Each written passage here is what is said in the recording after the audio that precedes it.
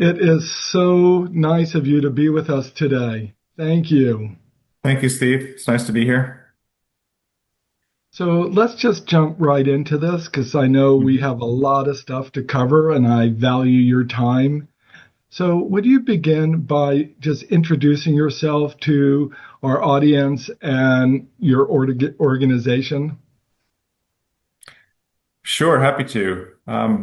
My name is Wesley Ingwersen. I'm a researcher at Stanford University and the Doerr School of Sustainability. Previously, I was a research lead in EPA's Office of Research and Development for 15 years. I was working on the science and data for measurement in the sustainability space and supporting related national and international programs. Last year, when I left EPA and joined Stanford, we started up the Cornerstone initiative, and we being Stanford and two private companies, Watershed, a software company, and NERG, a consulting company that have both deep expertise in the space. And Cornerstone is about being able to provide the highest quality sustainability data that we can for free that are particularly useful in the space of organizational greenhouse gas footprinting, climate reporting, like emission factors. And it's really important for us. We're making this data open, freely available because we want all organizations to be able to use the common and high quality data. Well, thank you very much. And for those of you listening in, we really are fortunate to have Dr. Ingwersen on the line. He's the guy that actually developed these programs. He really is knowledgeable. And again, Wes, I really appreciate you spending time to help the global cleaning industry. So thank you. Sure. So with all of that, could you briefly define, you know, the scopes, scope one, two, and three emissions, and hmm especially scope three, and why they're important? hmm Sure. The language of the scopes is goes back to the kind of the standards for greenhouse gas reporting, and it breaks it down into kind of the degree of closeness of those emissions to your actual organization. Scope one are those coming right out of your kind of your exhaust, the direct emissions from your facilities. Two is the electricity utility related emissions from your provider of energy, and then three is sort of everything else. And when I mean everything else, this is everything that's occurring upstream in your supply chains or downstream in the use and end of life phases of your products. And the most common emissions that are quantified as part of this scope three are related to those purchased goods and services. So this is the emissions that are up in your supply chain when you procure the goods or services that you need, like to provide your service. It's the emissions that are embedded in those products or services that you're purchasing. And these types of emissions are most commonly estimated using emission factors for those goods and services that get matched to your spending data on those goods and services.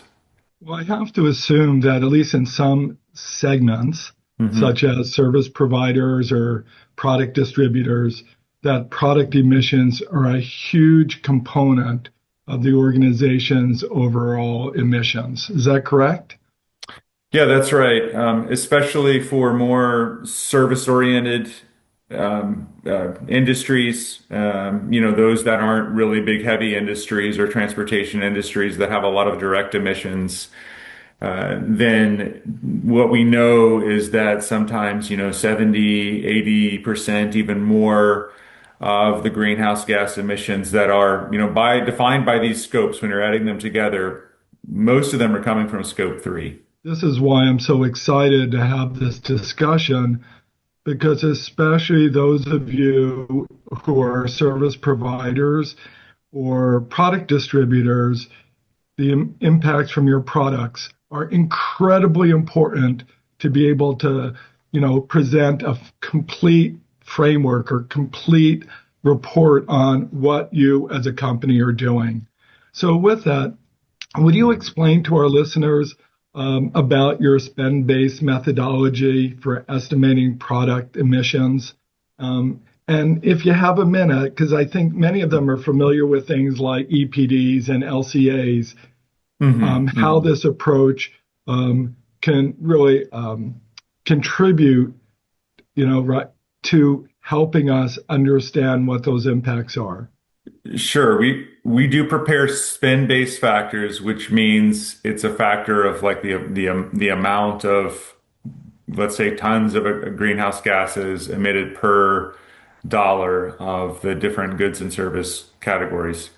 We prepare those using these models called EEIO models, environmentally extended input output, not real important here, but just it's a type of model that blends national economic data, usually national statistics, that gives us data on how goods and services are made, and also gives us data on the whole supply chain network and the economy. And then we take this type of that economic data and we pair it with authoritative environmental data like national greenhouse gas emissions inventories, link those together in well-established science in order to compute these emission factors.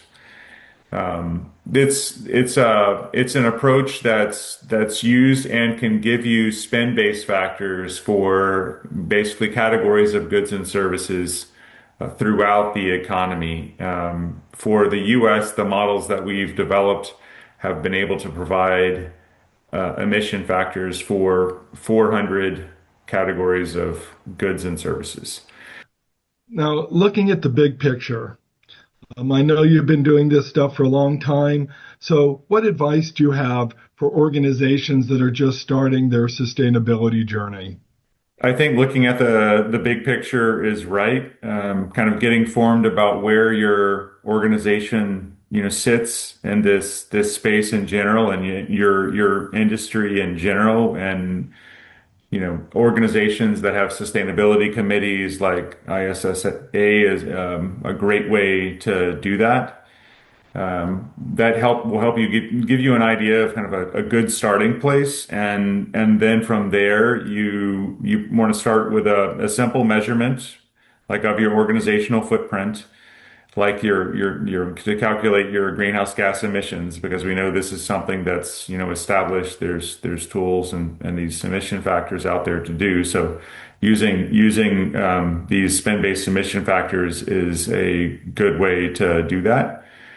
And that's when you have your first baseline. So you have some quantitative measurement of where you're at now. And then you might want to set some, just like you set economic targets, for sales or number of contracts, et cetera. You might want to set a target for emissions reduction and be thinking of ways that you can achieve that reduction and work to implement those. And that's, of course, what everybody wants to see happening is, actual movement, progress in that space. But it's great to have something measured at the beginning, to have this starting place, and then trying to measure that progress that you're making with your plans and reductions. You can always improve the accuracy of your baseline and the measurement of those reductions. By getting more precise data using more advanced tools and techniques. That's okay. You can go back and re-update kind of the baseline and your progress later, but don't let that imperfect measurement now impede your progress. That's great advice. Thank you. So last question for you. Any final thoughts you'd like to share with our industry? I love working in the area of sustainability. Of course, to me, it's personally important, like it is to many of us, because we know we're all in this together. We're all affected, no matter who and where we are.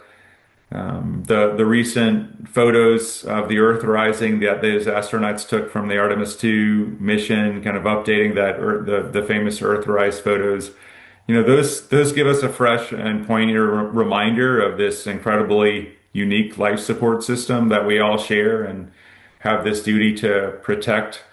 And however big or small our organizations or how much effect we can have as individuals, that whatever progress we make is going to benefit everyone, and it's something that we obviously have to work together on in this sustainability journey. And we're not competing with one another in this space. We all want to see progress in this space. So it's a great community to be a part of, as well as a very right important and honorable challenge to be taking is working in sustainability. Thank you very much for your time, for your input, and of course, your work on the spend-based methodology. It really is greatly appreciated. Thank you. Thank you very much for having me.